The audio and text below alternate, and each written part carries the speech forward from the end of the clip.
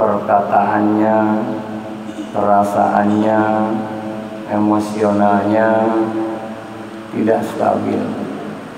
Bukan hanya tidak stabil, lambat laun pikirannya, perasaannya, perkataannya pun menjadi negatif. Untuk itu maka tiada solusi terindah agar kita terjauhkan dari putus asa.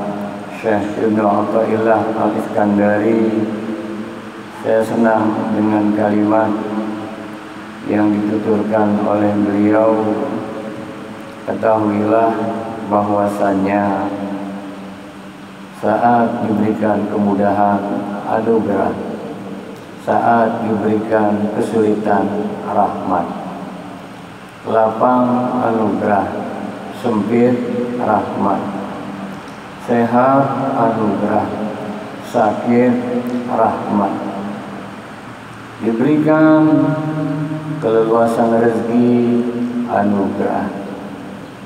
Rezeki agak sempit, lagi failit rahmat. Isi hidup dan kehidupan ini silih berganti anugerah rahmat. Namun anugerah pun bisa menjadi azab apabila tidak disyukuri. Dan karunia Allah berupa kelapangan sungguh indah apabila disyukuri, semakin mendekat pada Allah Subhanahu wa Ta'ala. Saat diberikan kesulitan-kesulitan, rahmat, kalau dia mampu memetik hikmah dan mengambil pesan dari sebuah kesulitan yang dihadapinya, justru semakin mendekat. Kelapangan, kemudahan, kalau lupa bisa menjadi istidrak, dan dikhawatirkan kesulitan, ujian, terhimpit dengan aneka persoalan, naudzubillah min dzalik, justru bukan menjadi rahmat, menjadi azab baginya. Kenapa? Putus asa merupakan dosa besar, karena orang yang berputus asa dia seolah telah memutus rahmat Allah Subhanahu wa Ta'ala. Untuk itu maka senantiasalah agar kita menyadari hidup dan kehidupan ini berupa anugerah dan rahmat. Betapa banyak orang yang dihimpit aneka persoalan justru semakin mendekat pada Allah Subhanahu wa Ta'ala. Untuk itu maka solusi yang pertama agar senantiasa terhindar kita dari putus asa adalah memperbanyak istighfar. Yang kedua, senantiasa syukuri yang ada. Kapan? Saat ini, sekarang ini juga. Dan ketahuilah, saat ini saja kita masih asik menarik, mengeluarkan, menghembuskan nafas. Saat ini asyik kita, lisan masih berfungsi dengan baik, bisa mendengarkan ayat-ayat Allah Subhanahu wa Ta'ala. Tangan masih mampu kita gerakkan, kaki kita bisa langkahkan, jantung kita masih berfungsi, masih berdetak, pencernaan kita, pankreas kita, liver kita, ginjal kita, semua kita masih merasakan sejuknya udara. Kulit kita masih mampu membedakan saat panas, saat dingin. Jari jemari kita masih bisa berfungsi dengan baik. Otomatis kalau kita gatal, langsung tertuju kepada bagian yang datang.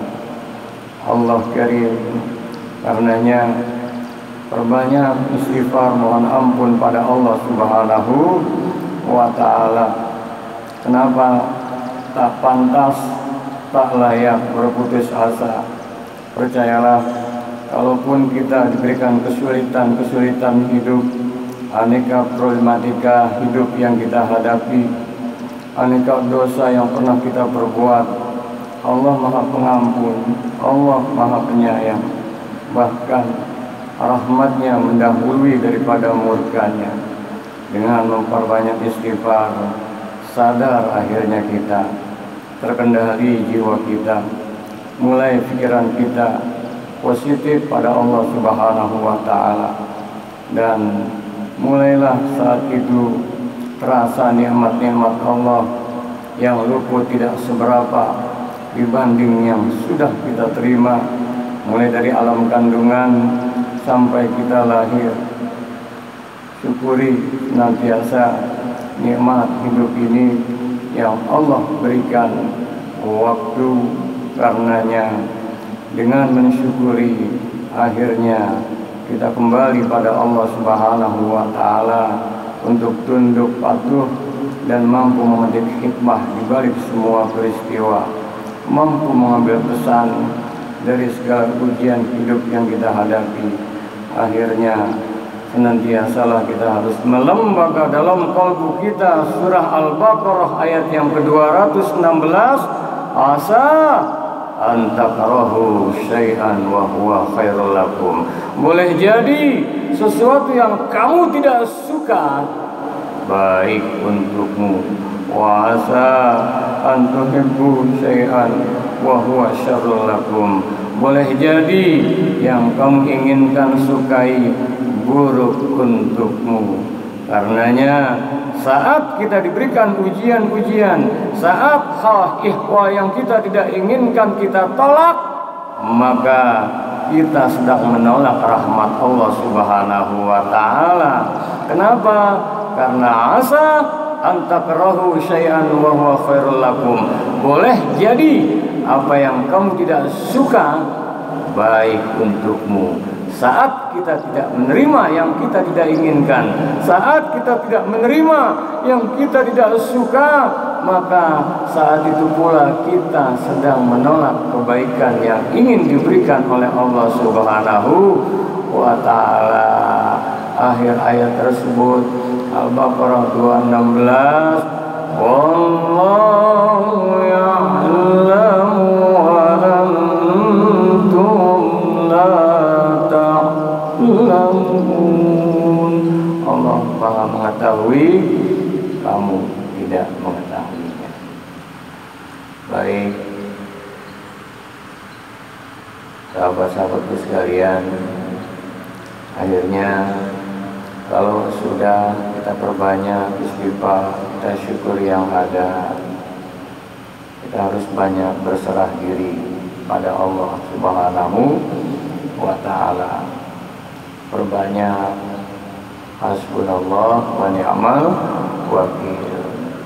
Tadi ya Tuan Guru Pak Kiai Haji Husni Ismail MA, imam kita, bergetar saat membaca qul ya naru kuni bardan wa salaman ala Ibrahim.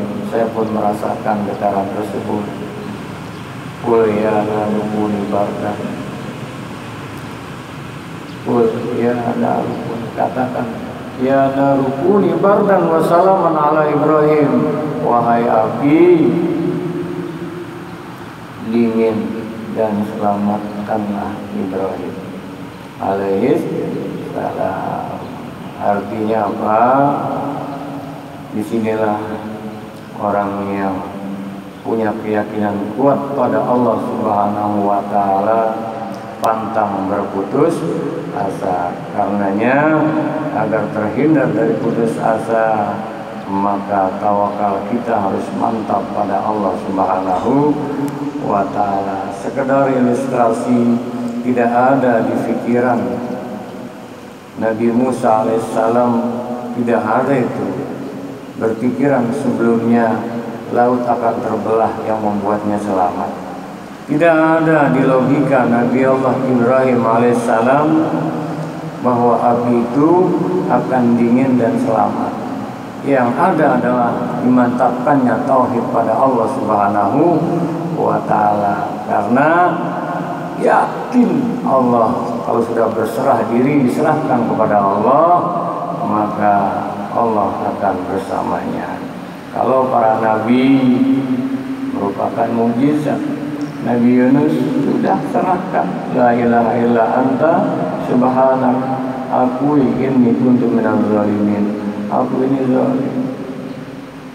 Nabi Nuh sami'na wa ata'na, gak masuk akal sekilas bikin kapal perahu besar di atas gunung. Apa yang terjadi saat banjir bandang? Banjirnya memang sampai atas gunung tersebut.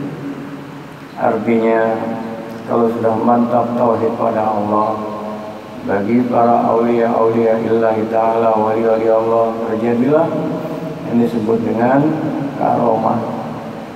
Dan untuk kita insya Allah ma'unah, kalau sudah mantap berserah diri pada Allah Subhanahu wa Ta'ala, akhirnya kita senantiasa ridho dalam menjalani hidup dan kehidupan ini. Penting untuk senantiasa istiqomah. Terpenting lagi istiqomah, hati selalu terpaut pada Allah Subhanahu wa Ta'ala. Ayo sama-sama la ilaha illallah, la ilaha illallah, la ilaha illallah, la ilaha illallah.